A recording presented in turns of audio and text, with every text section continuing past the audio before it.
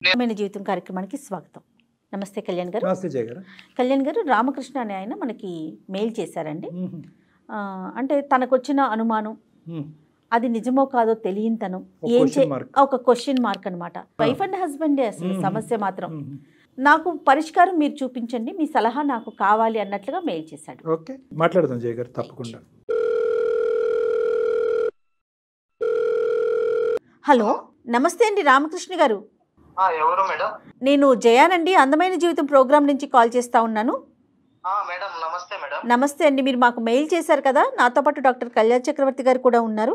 ఒకసారి మీ సమస్య ఏంటో చెప్తే డాక్టర్ గారు మాట్లాడతారండి. Okay okay madam. Right. Ramakrishna నమస్తే నాన్న. సార్ నమస్తే సార్. ఏంటి సమస్య? నేను రియల్ ఎస్టేట్ కంపెనీలో మేనేజర్ గా వర్క్ చేస్తున్నాను. ఓకే. 2 years బ్యాక్ నాకు మ్యారేజ్ అయింది. అరేంజ్డ్ మ్యారేజా, లవ్ మ్యారేజా?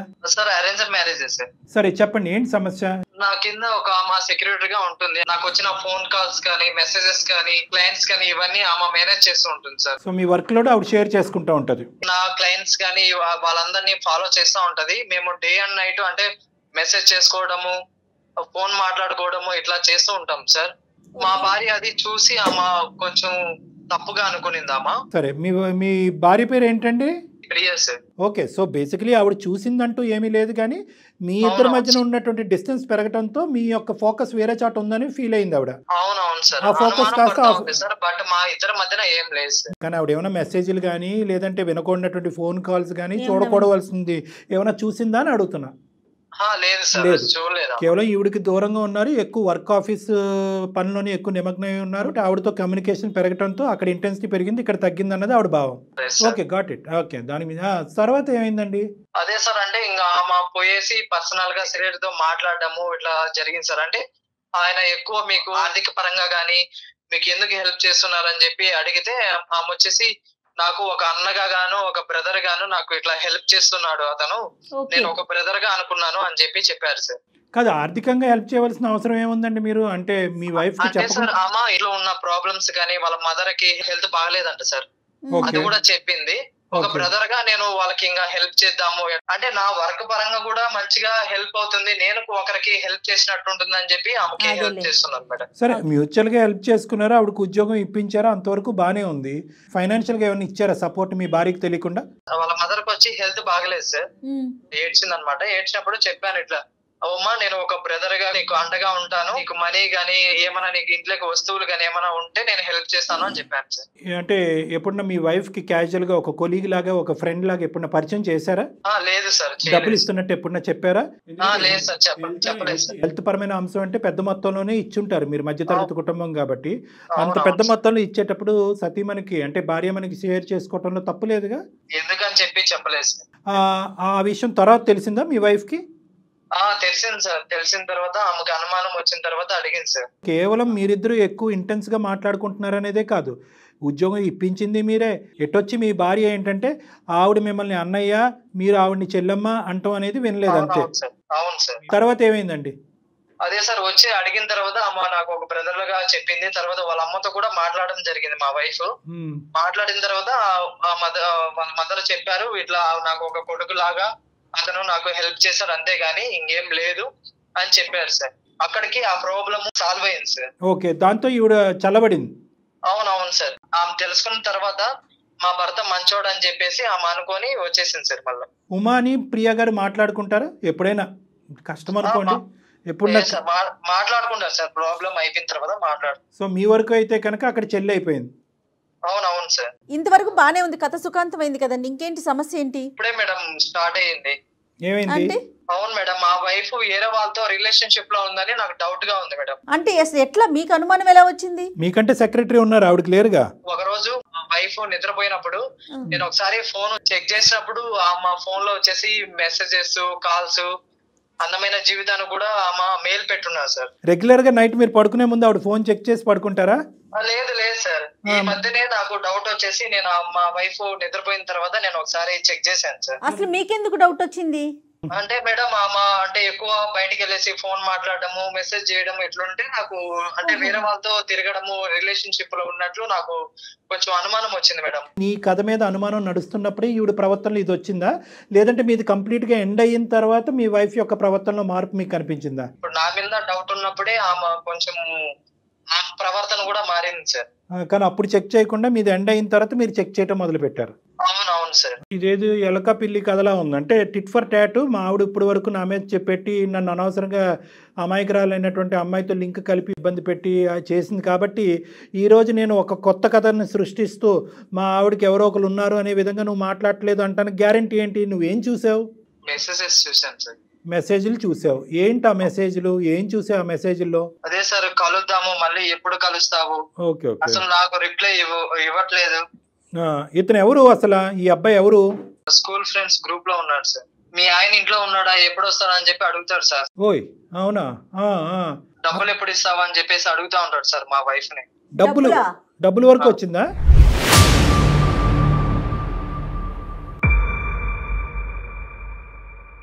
కానీ చుక్కలన్నీ కలిపితే కనుక ఖచ్చితంగా మీ ఆవిడ మీద మీకైతే అనుమానమా, లేదంటే బలంగా అనిపిస్తుందా ఆవిడకి ఏదో సంబంధం ఉందని?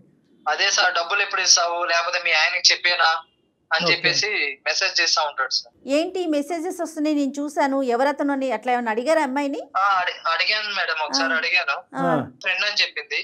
అడిగిన తర్వాత బ్లాక్ లిస్ట్ లో పెట్టేసింది సార్. మళ్ళీ బ్లాక్ లో పెట్టిన తర్వాత మళ్ళీ కొత్త నెంబర్ నుంచి మళ్ళీ మెసేజెస్ ఫోన్స్ అవి వస్తా ఉన్నాయి సార్. Same person? అవును సార్. మరి సెకండ్ టైం ఎందుకు వీడు వస్తున్నాడు, ఎందుకు ఇలా వెంట పడుతున్నాడు అని అడిగావు మరి మీ భార్యని? అడిగాను సార్. అడిగినా గానీ మళ్ళీ ఫ్రెండే అని చెప్తా ఉంది సార్. ఇప్పుడు నీదే చాలా ఇంటెన్స్ గా ఫీల్ అయినటువంటి నీ భార్య ఈ రాంగ్ రూట్ లోకి ఎందుకు వెళ్తుంది అనేది మాకున్న అనుమానం. అది మళ్ళీ అడుగుతా ఉంటే ఏడుస్తా ఉంది సార్ అమ్మ. ఏడుస్తుంది? Okay okay. అందమైన జీవితానికి ఆవిడ ఈమెయిల్ పంపించిందా? అదే సార్ నాకు సెక్రటరీకి ఏదో సంబంధం ఉందని చెప్పేసి మీకు మెయిల్ చేశాను సార్. సో మీరు అది చూసి మరి మీరెందుకు మాకు ఈమెయిల్ పంపించారు? అవును సార్, అంటే అమ్మాయి పంపించింది కదా, మిమ్మల్ని నమ్మింది కాబట్టి. ఎవరినైతే కనుక అమ్మాయి బలంగా నమ్మి నీ మీద ఒక కంప్లైంట్ పెట్టి నిన్ను బాగు చేయమంటానికి మాకు ఈమెయిల్ పంపించిందో మా ద్వారానే కనుక్కుంటే కనుక నిజాలు ఇంకా పకడ్బందీగా బయటకు వస్తాయనేది మీ ఉద్దేశం. అవునవును సార్. మరి ఎవరు అనుకుంటున్నారు మీరు? మీ అనుమానం ఏంటి? ఇల్లీగల్ అయి ఉండొచ్చు సార్. ఇల్లీగల్ అయినా లీగల్ అయినా నేను అనేది ఏంటంటే సోర్స్ ఎక్కడా అని అడుగుతున్నా. ఎక్కడి నుంచి మొదలయ్యడం మహానుభావుడు అని అడుగుతున్నా. లవ్ ఇమేజెస్ ఉన్నాయి సార్. లవ్ ఇమేజెస్ కూడా ఉన్నాయి, డబ్బులు విషయాలు ఉన్నాయి, ఇంట్లో భర్త ఉన్నాడా అనేది ఉంది. నేను ఇంకేం చెప్పుకోలేను సార్ ఇంతకు మించి. నువ్వు ఒక్కసారి అమ్మాయిని కలుపుదాం మేడం, మరి ఒకసారి మాట్లాడదాం కదా కళ్యాణ్ గారు. ఇప్పుడు తను ఇంతకు ముందు అతని మీద అనుమానం, ఇప్పుడు అమ్మాయి మీద అనుమానం. ఏది కరెక్టో కాదో మీరు మాట్లాడితే కదా మీకు తెలుస్తుందని నా ఉద్దేశం. మీ వైఫ్ కు ఒకసారి కనెక్ట్ చేస్తారా? మరి డాక్టర్ గారు మాట్లాడతారు. నేను కలిపితే ఆమె మాట్లాడదు మేడం, మీరే ఒకసారి మాట్లాడండి మేడం. ఓకే మేము మాట్లాడతాం. మీ ఇద్దరు కలిసి ఉండట్లేదా, ఉంటున్నారా? ఒకే చోట ఉంటాము, వేరే వేరే బెడ్రూమ్ లో ఉంటాం సార్. Okay okay. సో మీ ఇద్దరి మధ్యన ఆ డిఫరెన్స్ వచ్చేసింది ఆల్రెడీ. అవును సార్. సరే ఒకసారి మేమే కలుపుతాం నేను, ఉండండి అయితే. అంటే మీరు ఓకే సార్. ఒకసారి మీ వైఫ్ నెంబర్ పెట్టేసేయండి చాలు, నేను కాల్ చేస్తా తనకి. Okay madam. రైట్. ఆఖరికి ఏ స్థాయికి వచ్చిందో చూసారా జయ గారు? ఇతను ఫోన్ చేస్తే ఆవిడ ఎత్తదంట. ఒకే ఇంట్లో ఉంటున్నారు కానీ విడివిడి బెడ్రూమ్స్. నమస్తే అండి. నమస్తే మేడం. నేను జయానండి, అందమైన జీవితం ప్రోగ్రామ్ నుంచి కాల్ చేస్తా ఉన్నాను. మెయిల్ చేశారు కదా? నా సమస్య క్లియర్ అయ్యింది, అందుకనే మళ్ళా మీకు ఏమీ కాంటాక్ట్ అవ్వలేదు మేడం. ఆహాహా, సమస్య క్లియర్ అయిపోయిందా? అయితే కొత్త సమస్య మొదలైందమ్మా. అది మేడం అది ఏంటంటే, ఒకసారి ఉండు, మా డాక్టర్ కళ్యాణ్ చక్రవర్తి గారు మాట్లాడతారు నీతో. Okay madam. ఒక్క నిమిషం. అమ్మా, మీ సమస్య పరిష్కారం అయినందుకు మేము చాలా ఆనందిస్తున్నాం, చాలా సంతోషం. నా సమస్య క్లియర్ అయ్యింది, మళ్ళీ ఇంకో సమస్య నాకెందుకండి అని చెప్పి మీరు ఫోన్ పెట్టేయకుండా అదేంటి మేడం అని అడిగారు చూడండి, అది ఇంకా సంతోషం. ఆ సమస్య ఎవరిదో కాదు, మీ భర్త గారిది. మీ భర్త గారు ఏంటంటే నీకు రామకృష్ణ గారికి ప్రత్యేకంగా ఏంటంటే మీకు అందమైన జీవితం మీద ఒక గురి ఉంది కాబట్టి, అందమైన జీవితం ఇటువంటి సమస్యలు పరిష్కరిస్తుందనే ఒక నమ్మకం ఉంది కాబట్టి రామకృష్ణ గారు అదే సంస్థకి అంటే అందమైన జీవితానికే ఈమెయిల్ పంపించి అక్కడితో ఆగలేదండి, ఇంకో సమస్య మొదలైందండి, ఇది కూడా పరిష్కరించి మా జీవితాన్ని కాపాడండి అని మమ్మల్ని వేడుకుంటున్నారు. చాలా తక్కువ సందర్భాల్లో మేము చూసినటువంటి ఈ వేదిక మీద చాలా తక్కువ సందర్భాల్లో మా వరకు ఈమెయిల్ పంపించిన తర్వాత మేము కాల్ చేసే లోపే సమస్య క్లియర్ అవటం అనేది చాలా అదృష్టంగా మేము భావిస్తున్నాం. అందులో నువ్వు ఒకదాని ఉన్నావు. ఎందుకు అక్కడ గెలుపొందారు మీరు అంటే కనుక అందరూ నిజాయితీగా నిజాలు ఒప్పుకున్నారు కాబట్టి. మీ ఆయన ఒప్పుకున్నాడు, మీరు ఒప్పుకున్నారు, ఆ అమ్మాయి ఒప్పుకుంది, అలా అమ్మాయి అలా అమ్మగారు ఒప్పుకున్నారు. సో అక్కడితో అది క్లియర్ అయింది. ఇప్పుడు ఈ సమస్యలో కూడా ఏంటంటే ఇప్పుడు ఉండేటటువంటి దాంట్లో కూడా నిజాయితీ అనేటటువంటిది ప్రధానమైన అంశం. సో మీ మనసాక్షిమే చేసుకుని మీకు మీ మీ రామకృష్ణ గారు పడేటటువంటి అనుమానం ఆలోచన ఏంటంటే ఎవరో ఒక అబ్బాయితో ఉమాగారితో ఇతనితో మాట్లాడుతున్నప్పుడు అప్పుడు మీ మైండ్లో మీ బాధలు నలుగుతున్నటువంటి క్రమంలోనే మీరు కూడా ఒక పరాయి వ్యక్తితో తెలియకుండా భర్తకు తెలియకుండా సంభాషించటము, చాటింగ్లు చేయటము, డబ్బులు పంచుకోవటం ఇలాంటివి జరిగినాయి అంట. అడగలేక మింగలేక కక్కలేక అతి కష్టం మీద నిన్ను అడిగితే ఎవరో అని చెప్పి పక్కకు తోసావంటే ఇంకోసారి అడిగేటప్పటికి బోరుమని ఏడ్చావంట. ఈ ఏడుపులు గోలేంట్రా బాబు అని చెప్పి ఇంకా ఏదో జరుగుతుందనే ఉద్దేశంతో అతనికి ఏం చేయాలో పాల్పడక మాకు ఈమెయిల్ పంపించాడు. అసలు ఏం జరుగుతుందమ్మా ప్రియ మీ జీవితంలో ఏం జరుగుతుంది? ఈ అబ్బాయి ఎవరు, నువ్వు మాట్లాడే అబ్బాయి ఉన్నాడా? అది కూడా భ్రమేనా? సార్ నేను ఇప్పుడు నిజం చెప్తాను సార్. చెప్పమ్మా. నిజాలే చెప్పాలి సార్. అది నిజమే సార్. ఏది నిజం? ఇంకో అబ్బాయితో మాట్లాడింది. నువ్వు మాట్లాడింది నిజమే. ఎవరు ఈ అబ్బాయి? అప్పుడులో X boy friend sir. O X. సరే, మళ్ళీ ఇప్పుడు ఎక్స్ మళ్ళీ డబుల్ ఎక్స్ అయ్యాడు అప్పుడు? అవును సార్. అప్పటి నుంచి ఈ అబ్బాయితో మళ్ళీ పరిచయం ఏర్పడింది 6 months ఉంది సార్. 6 months నుంచి. భర్తకు తెలియకుండా 6 నెలలు బట్టి మాట్లాడవలసినంత ఏముంది సీక్రెట్? మా హస్బెండ్ కింద పనిచేసే పిఐ కింద వాళ్ళిద్దరు మా హస్బెండ్ కి ఏదో ఉందని నాకు అనుమానం వచ్చింది సార్. అది సార్ట్ అవుట్ అయిపోయింది అన్న. నేను బయట వాళ్ళకి చెప్పుకోలేక ఇంట్లో వాళ్ళకి చెప్పుకోలేక అంటే 10th క్లాస్ లో ఫ్రెండ్ కి చెప్పుకున్నాను సార్. అక్కడితో ఆగిందా? చెప్పుకోవటం వరకే ఆగిందా? అతను ఇంకా ఏమన్నా ఇంకో లెవెల్కి ఏమన్నా వెళ్ళాడా? ఇప్పుడు మీ హస్బెండ్ యొక్క ప్రాబ్లం ఏంటంటే, అంతేకాదు సార్ బాబు రామకృష్ణ లైన్లో ఉన్నావా? మరి సైలెంట్గా ఉండొద్దు. ఇప్పుడు అమ్మ రామకృష్ణ కూడా లైన్లోనే ఉన్నాడు ప్రియా. ఓకే, అతనికి చెప్పే నీ కాన్ఫరెన్స్ కలిపాము. ఎందుకంటే నువ్వు అతను ఫోన్ చేస్తే డైరెక్ట్గా ఫోన్ ఎత్తట్లేదు కాబట్టి మేము మీడియేట్ చేసి ఈ ఫోన్ కలిపాము. నువ్వు ఇప్పుడు రామకృష్ణ నిన్ను అడుగుతాడు, అతని మనసులో ఉండేటటువంటి ఆలోచన ఏంటి, భయం ఏంటి అనేది నీకు చెప్తాడు. అది నువ్వు ఎటువంటి నమ్మకంతో నివృత్తి చేస్తావో చెయ్యి. మీరిద్దరు మాట్లాడుకోండి. అసలు మీరిద్దరు మాట్లాడుకోకుండా మేము మధ్యత్వం చేయటం అనేది కరెక్ట్ కాదు. ప్రియా, వాడితో ఎందుకు ఫోన్ మాట్లాడుతావు? నువ్వు ఫోన్ కాల్స్ కానీ మెసేజ్ కానీ ఎందుకు చేస్తున్నావు? వాడికి ఫ్రెండ్ అని చెప్పి అట్లా అడుగుతారా? ఎప్పుడు వస్తావు, మా డబ్బులు ఎప్పుడు ఇస్తావు? నీ మీద డౌట్ ఉండి సైగా ఆడుకుందాం అనుకున్నాను. నా మీద డౌట్ ఉంటే మీ పేరెంట్స్ గానీ ఎవరికైనా చెప్పాలి గానీ మళ్ళా అతను చెప్తావా? వాళ్ళతో చెప్పుకోలేక అంతా చెప్పుకున్నాను కదమ్మా. చెప్పుకున్నా అంతవరకు ఓకేనమ్మా. మీ ఇంటికి రానా, మీ ఇంట్లో మీ ఆయన ఉన్నాడా, నాకు ఇంత డబ్బులు కావాలి, ఇవన్నీ ఎందుకమ్మా? అంటే బాధలు చెప్పుకునే వాళ్ళు బాధలు చెప్పుకోండి స్నేహితులుగా, అందులో తప్పులేదు. ఎప్పుడైతే కనుక మీ హస్బెండ్ యొక్క ఇష్యూ రెక్టిఫై అయ్యిందో ఆ రోజు నువ్వు కట్ చేసేసి ఉంటే కనుక అయిపోయి ఉండేది కదా. ఎందుకు మళ్ళీ అది కంటిన్యూ అయ్యి ఇంకో లెవెల్కి వెళ్ళింది? ఇంకో లెవెల్కి వెళ్ళిందా లేదా? ఏమ్మా అడ్వాంటేజ్ తీసుకున్నాడు అంటే ఏం అడ్వాంటేజ్ తీసుకున్నాడు చెప్పు. డబ్బులు అవన్నీ ఇచ్చాను, ఫోన్ కొనుక్కొని డబ్బులు లేవా అంటే ఇచ్చాను, మళ్ళీ ఇబ్బందులు అంటే ఇచ్చాను సార్. ఓకే, అన్ని విధాలుగా బయట వెళ్దాం అది ఇది అంటుంటే నాకు కొంచెం నచ్చలేదు సార్. కదమ్మా, అసలు డబ్బులు అడగవలసిన అవసరం ఏముందమ్మా? మీరిద్దరు ఏమంత తప్పు చేశారు కాబట్టి ఆడు డబ్బులు అడిగి బ్లాక్మెయిల్ చేసేంత ధైర్యం వాడికి వచ్చింది? ఏం చేసి ఉండొచ్చు? బయట రెస్టారెంట్లకి అలా సరదాగా మాట్లాడుకొని అట్లా ఇట్లా వెళ్ళాం సార్. ఏం మనుషులమ్మా. ఎందుకు నువ్వు అదెందుకు టెంప్ట్ అయ్యావు? డిస్టర్బెన్స్ లేదు కదమ్మా. డిస్టర్బెన్స్ ఉందేమో అని నువ్వు అనుమానం పడ్డావు. అక్కడి వరకు వెళ్ళాక నీకు మొత్తం క్లారిటీ వచ్చేసింది. ఇంకా అక్కడితో నీ మైండ్ కనెక్ట్ అయ్యి తర్వాత డిస్కనెక్ట్ అవ్వలేకపోయావు, అంతేనా? అంతే కదమ్మా, కనెక్ట్ అయ్యారు. ఎవరు? నువ్వు డిస్కనెక్ట్ అయ్యావు కానీ అతను అవ్వట్లేదు, అంతే. మరి విత్తనాలు జల్లేక మొలకెత్తవా? ఇప్పుడు నీకు అర్థం కావట్లేదు ఇక్కడ సబ్జెక్టు. నువ్వు అతనికి ఏమేం ప్రామిస్ చేసావో ఆ స్పీడ్లో నువ్వు పంచుకునేటటువంటి బాధలో ఏమేం ప్రామిస్ చేసావో నువ్వు అతనికి, అంటే నాకు మా ఆయన వద్దు, మా ఆయన అంటే ఇష్టం లేదు, నువ్వే ఆపద్బాంధుడు, నువ్వే కాపాడు. ఇప్పుడంటే ఎలాగమ్మా? నీ ఇదేమన్నా ఇదా, ఇది గేమా, ఇదేమన్నా? అమ్మా ఏదో హోటల్లో ఉంటానండి, ఈ హోటల్ వద్దా ఆ హోటల్లో ఉంటాను అన్నట్టు ఉంది. నువ్వు ఏం మాట్లాడుతున్నావు? రామకృష్ణ ఎవరు అనుకున్నావు? ఏది తప్పయింది? ఎవరు తప్పయింది? మళ్ళీ ఇప్పుడు ఆ అబ్బాయి ఎవరో నీ చిన్నటి స్నేహితుడు మళ్ళీ నీ జీవితంలోకి రావడానికి గ్యారంటీ ఉందా? ఎలా ఇస్తావు? నువ్వు ఇచ్చేది కాదు కదా, వాడే అతను కదా, అతని వైపు నుంచి రావాలి కదా గ్యారంటీ. మాట్లాడిస్తాను సార్, ప్లీజ్ సార్. ఏమని మాట్లాడిస్తావు చెప్పు, ఏం మాట్లాడతాడు? మా ఆయన అనుకున్నా అంతా మా ఇద్దరి మధ్యలో ఏం జరగలేదని నేను ప్రూఫ్ ఇప్పిస్తాను సార్.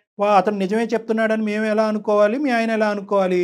మీరిద్దరు కలిపి మదర్ ప్రామిస్ సార్, మా ఇద్దరి మధ్యలో ఏం జరగలేదు. అమ్మ ఇంత పెద్ద పెద్ద మాటలు మాట్లాడేటప్పుడు ఎవరితో పడితే వాళ్ళతో చిన్ననాటి స్నేహితుడని ఎంతవరకు పంచుకోవాలి? నీ బాధలు కష్టాలు సుఖాలు ఎంతవరకు పంచుకుంటారమ్మా? వేరే మగపిల్లడితో మీకు ఏం అవసరం?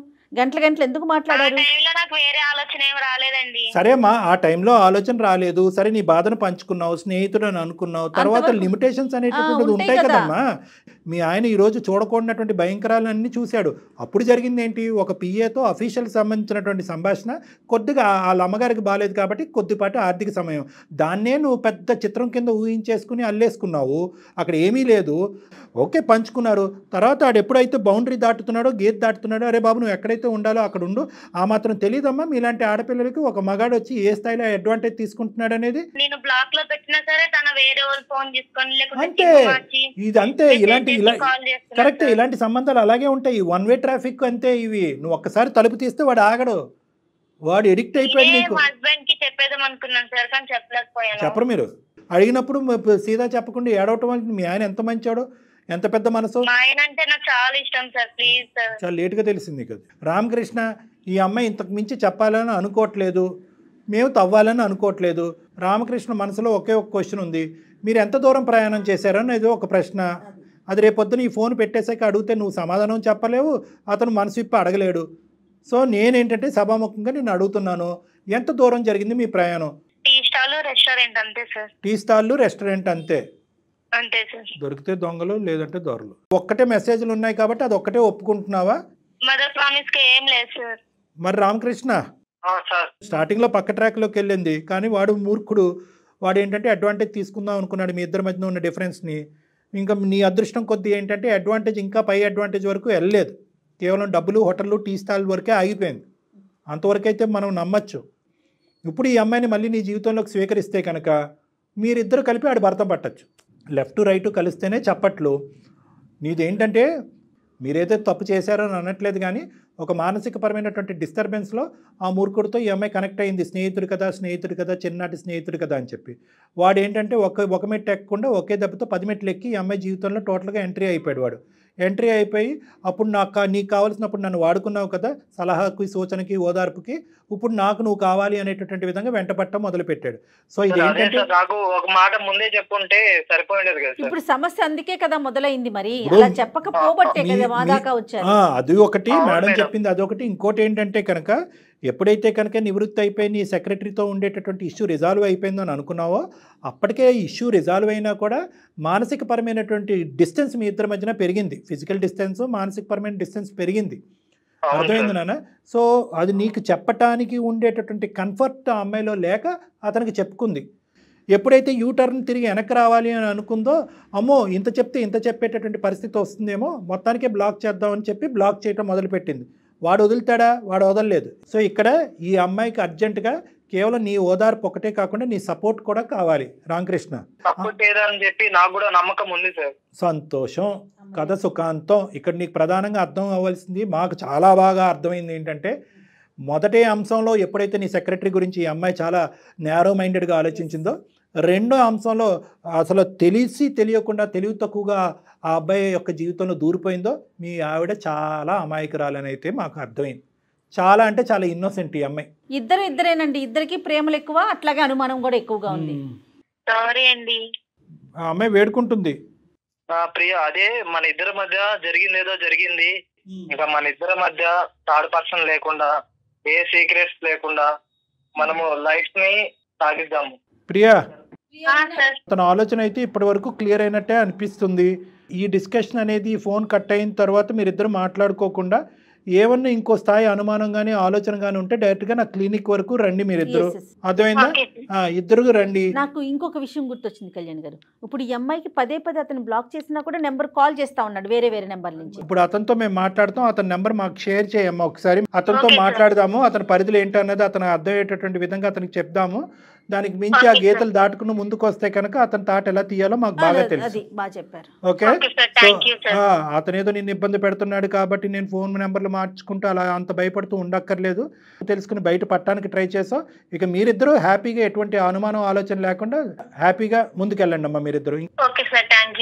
రామకృష్ణ చెప్పినట్లుగా ఇంకా మూడో వ్యక్తికి స్థానం కల్పించొద్దు ఇద్దరూ కూడా. Okay madam. ఓకే రామకృష్ణ గారు ఓకేనా? Okay madam. Right thank you madam. Right అండి right. Okay thank you thank you. Thank you madam. Thank you. Jaya గారు, వీళ్ళు ఈ పిల్లలు ప్రధానంగా అర్థం చేసుకోవాల్సింది ఏంటంటే, పెళ్ళైనటువంటి కొత్తలో ఉండేటటువంటి లవ్ మ్యారేజ్ అయినా అరేంజ్డ్ మ్యారేజ్ అయినా ఇటువంటి సమస్యలు రావటం అనేది సర్వసహజం. ఎస్పెషల్లీ ఏంటంటే చిన్ననాటి స్నేహితులకి కనెక్ట్ అవ్వాలి, మన బాధ ఇంట్లో ఉండే బాధ అక్కడ షేర్ చేసుకోవాలనే ఫీలింగ్ ఉంటుంది. ఎందుకంటే ఇలాంటి అంశాలు అక్క చెల్లికి, అన్నదమ్ములకి, అమ్మ నాన్నలకి చెప్పడం కష్టం కాదు. ఇలాంటి ఏమైనా డైలమా సిచ్యువేషన్ క్రియేట్, ఒక సందిగ్ధ పరిస్థితులు ఎవరన్నా భార్యాభర్తలు ఉంటే కనుక ఈ సమస్య యొక్క చిక్కుముడు విడిపించడానికి సరైనటువంటి నాదుడు ఎవడు అని ఎంచుకోవటం కూడా చాలా ఇంపార్టెంట్. అవతల వాడు మన సేవియరా లేదంటే మన తల కొరువు పెట్టేటటువంటి వాడా అనేది అర్థం చేసుకోవటం చాలా ఇంపార్టెంట్.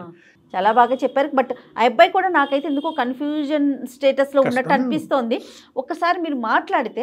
మంచి అబ్బాయి, అర్థం చేసుకునే అబ్బాయి. ఇదే సమస్య ఇంకొక ఇంట్లో ఉంటే కనుక మనం చూసినటువంటి కేసుల్లో రాచి రంపాలు పెట్టి ఇది భయంకరమైన పరిస్థితి తీసుకురాకుండా ఆ అబ్బాయి కేవలం అమ్మాయి ఏడుస్తుంది అన్నతో అక్కడితో కమ్యూనికేషన్ ఆపేసి ఆ అమ్మాయి వేరే రూమ్ లో, ఈ అబ్బాయి వేరే రూమ్ లో పడుకుని మనల్ని ఆశ్రయించాడంటే ఆ అబ్బాయి మనసు చాలా పెద్దది, అర్థం చేసుకునే మనసు. ఎటొచ్చి ఏంటంటే అక్కడ సన్నివేశాలు, మెసేజ్లు చూసింది ఒకటి, ఈ అమ్మాయి చెప్తుంది ఒకటి, వింటుంది ఒకటి. సో వీటన్నిటిలో అతను కన్ఫ్యూజన్ లో ఉన్నాడు. సో కన్ఫ్యూజన్ అనేటటువంటిది కేవలం ఒక ఫోన్ కాల్లో, అందమైన జీవితంలో ఈ ఒక ఎపిసోడ్ లో క్లియర్ అవటం కష్టం. కాబట్టి ఈ అబ్బాయికి ఎక్స్ట్రా ఛాన్స్ ఇచ్చి మన దగ్గరకు రప్పించుకుని పూర్తి స్థాయిలో నివృత్తి చేసే ప్రయత్నం చేద్దాం. రైట్, ఆ బాధ్యత మీరే తీసుకోవాలి. తప్పకుండా. రైట్ కళ్యాణ్ గారు, నమస్తే. నమస్తే.